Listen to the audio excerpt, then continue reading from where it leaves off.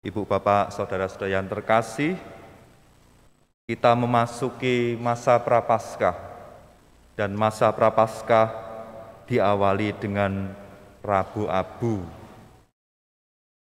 Abu akan kita terima, dan abu menjadi lambang, tanda, perkabungan, pertobatan, penyesalan.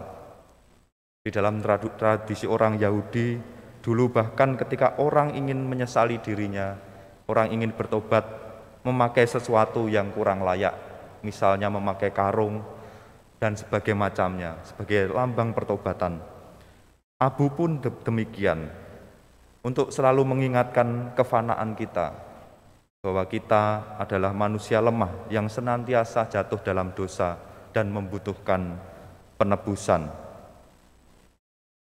Ibu, Bapak, Saudara-saudari yang terkasih, Injil yang kita dengarkan tadi mengingatkan kita bagaimana seharusnya menjalankan masa Prapaskah ini. Jika kita melihat akhir-akhir ini di media sosial, khususnya kaum muda, ada yang namanya fenomena flexing. Flexing adalah memamerkan sesuatu. Banyak anak muda yang memamerkan kekayaannya, usia masih sangat belia, punya mobil mewah, punya rumah mewah, dan sebagainya macamnya, entah itu untuk mencari follower, entah itu sebagai konten saja. Tapi yang jelas, orang semakin lama semakin tenggelam di dalam apa yang namanya materi.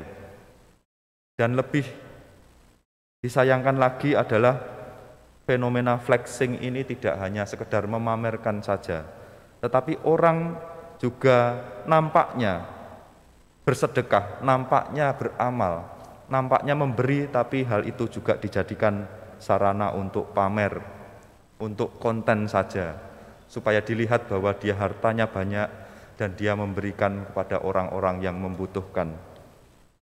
Maka sebenarnya orang-orang itu bukanlah orang-orang yang murni bertobat.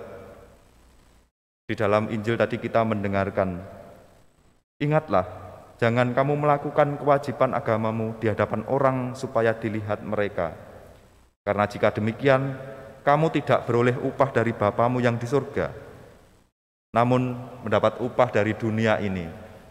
Kita dipuji, kita disegani, dianggap kaya, dianggap mampu, tetapi bukan itu yang terutama.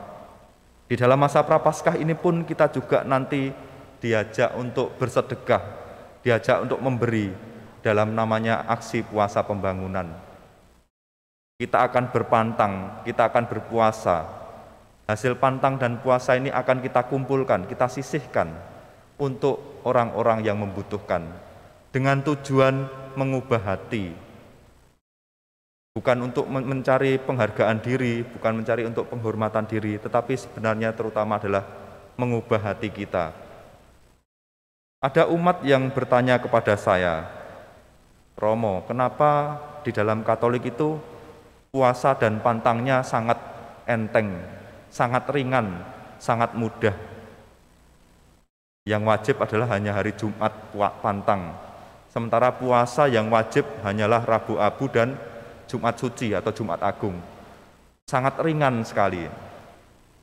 Nah, Bapak, Ibu, Saudara-saudari yang terkasih, perlu kita sadari bahwa tujuan dari pantang puasa dan amal bukanlah untuk dunia ini, bukanlah untuk diri kita, tetapi untuk perubahan hati. Supaya hati ini semakin bertobat, semakin hati ini semakin hari semakin peka, peduli terhadap penderitaan sesama. Memang dari sisi intensitas kita tidak sebanyak saudara kita yang lain dalam puasa atau dalam berpantang, tidak seberat agama yang lain. Tetapi pertama-tama bukanlah soal menyiksa tubuh, bukanlah soal bagaimana aku melemahkan tubuhku ini, tetapi pertama-tama kita diajak untuk sadar bahwa kita sebenarnya adalah abu.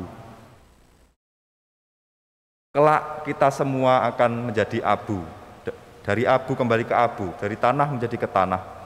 Di perubahan hati itulah, pertobatan itulah yang sebenarnya menjadi tujuan di dalam masa Prapaskah ini.